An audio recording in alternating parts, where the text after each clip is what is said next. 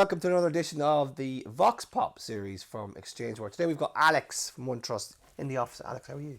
I'm doing very well, thank you. Thanks for having me. Before we go into our questions for today, just explain a little bit about OneTrust. OneTrust was founded in 2016 and really kind of cut its teeth as a privacy organization. Consent management was actually one of our first products in the market. And really started out with a European focus because of privacy legislation, which has since grown, and it's now very much an international movement, trend perhaps. And the business has expanded into a variety of other disciplines like GRC and general risk management. Yeah. Today we're going to be talking about data compliance in a post-cookie world, and Alex is going to run through some of the specifics of that area. So Alex, let's start off with the sort of like the big topic of the day, the deprecation of third-party cookies. Like, where do you think the future of the business is going, the industry is going post-cookie? How do you feel about it in terms of like how the industry is reacting? It's very interesting, to put it lightly. So we work with organizations that are on the sell side, publishers, and then advertisers and brands on the other side as well. Publishers seem to be the first movers, which makes sense because of obviously their revenue streams tied to cookies.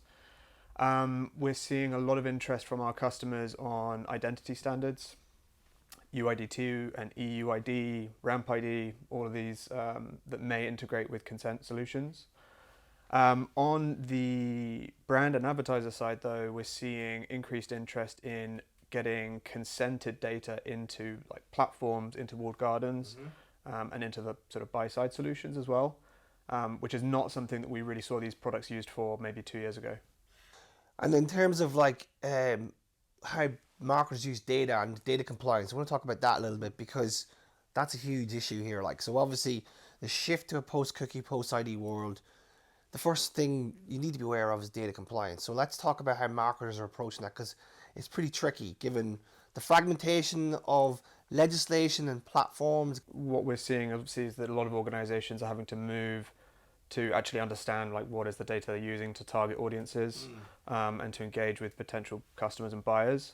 I think a lot of our customers are having some realizations that they were perhaps using data that they may not have been recommended perhaps in the past. I think what's really we're seeing at the moment, especially on the publisher side, is that these organizations are looking to obviously move to a first-party relationship, meaning they're putting in place additional kind of like prompts, user experience components, subscription walls, these types of things, so that brands can actually capture like emails that can then go into an ID system, that can go into some other kind of targeting solutions, and then ultimately sort of build more of a relationship on the sort of the brand and the advertiser side.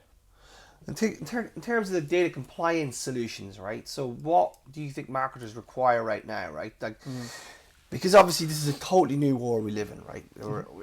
The way that the data is collected, as you said, the way it's used, the way it's executed, and the sort of data trail that you have to have in terms of compliance. What do you say is essential in terms of like what they need around data compliance? Because sometimes it's an afterthought, which it shouldn't be. It should be the first thing you think about. Yeah. So something that I've noticed that's I think pretty interesting in this market is that previously when I would speak to marketers, they would not necessarily be thrilled to speak to the privacy guys. Nowadays, it's very much become part of the expectation of the role that marketing is focused on privacy, especially when you've got brands like Apple kind of really redefining how that can be part of a brand identity. So from a sort of responsibilities perspective, marketers are much more aware and responsible for privacy obligations. And that really comes down to user experience components, like how does someone access their data? How do they know what data you have on them? How can they request that it be deleted or opting out of particular data sharing activities? Now, obviously, the products that I work on focused on that are around consent and all of the audit trails that go into that, but ultimately also the systems that activate this data. So what we're seeing is that marketers are now increasingly putting kind of more governance around, okay, what is the data we're collecting, but also which applications are being used to activate it and third parties that may be receiving it and aggregating it as well. It's interesting. So the privacy people now are really getting into the weeds with the marketers. So when the marketers are approaching this, the privacy people are actually the first people they go to in discussion, or is it still a sort of work in progress? Because we've seen examples of this, but Amazon's a good example, where they got fined 800 million, I think it was, for not having a proper audit trail. Yep. I mean, how common is things like that right now in the system? We do see a lot of regulator activity in Europe, a lot of it, particularly against the big tech guys like Google. There have been a number of complaints lodged against organizations like Facebook and Meta. So I would say for most organizations, they're not really kind of under the spotlight from regulators, but the tools that they use are, which has a knock-on effect. So we've seen regulators rule against the use of tools like Google Analytics. Yeah, obviously huge. Everybody using it already. So I think marketers are more aware than ever before, for sure. This is all new territory for a lot of marketers, but what common mistakes are you seeing them make right now? Because, I mean, to be honest, it's very hard to kind of like criticize marketers when it's a totally new set of problems you're dealing with. Oh, I completely agree with that. What I think businesses are currently doing slightly wrong is some are firstly thinking, okay, we're going to change our brand identity, we're going to pivot, we're going to build these relationships with consumers, and they think from day one they're going to be able to get all the information that they need, right? Contact details, demographic information, preferences, all that kind of stuff. So they think they'll be, if they open the floodgates, the first party data will flow in, right? And I mean, everyone's talking about it as a solution. So I think, these things are always gradual, and this is a sort of never-ending process, right? That's one. The other one is kind of this, not everyone can be a brand like Apple. Not everyone can command that type of engagement. So you've got to be realistic in terms of what to expect out of your user bases, and not necessarily over-pivot.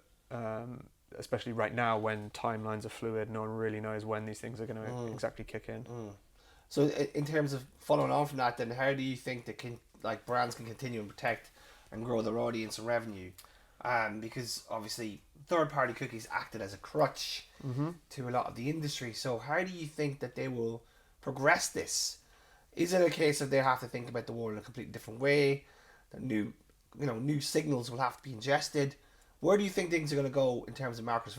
Because you're at the coalface with a lot of these people. So yeah, I think something that will be interesting that we're really engaged with is the development of PETs, privacy enhancing technologies for advertising and marketing. So we're partnering with a number of organizations on this front.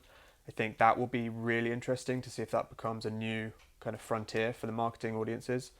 I did say don't over pivot, but the kind of identified experiences will be more common for consumers, and people will get used to it. What do you mean by creating accounts, signing up, building relationships with a publisher to get content through email rather than just going to the site, that type of thing. Yeah.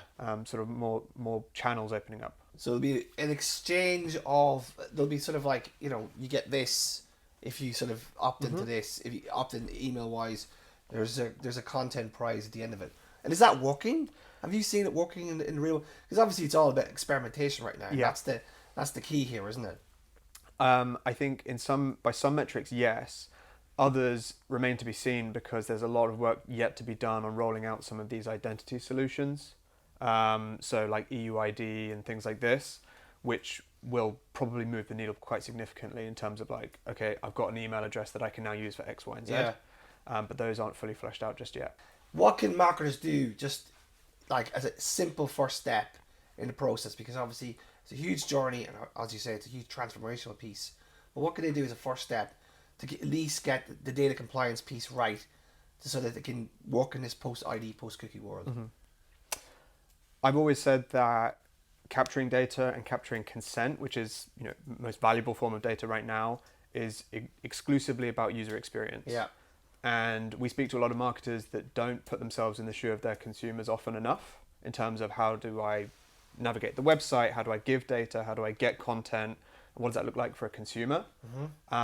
Because sometimes they might think it's better than it actually is. Yeah. And they're not giving the consumers the right choices up front as to what they want to hear and how frequently they want to hear. Frequency is incredibly important. So those types of kind of questions that you can ask up front when you're capturing that data in the first instance, I would say take a good long hard look at those. On that note, Alex, thank you very much. And that was their Vox Pop series with OneTrust. Thank you very much, and we'll see you next time. Thank you.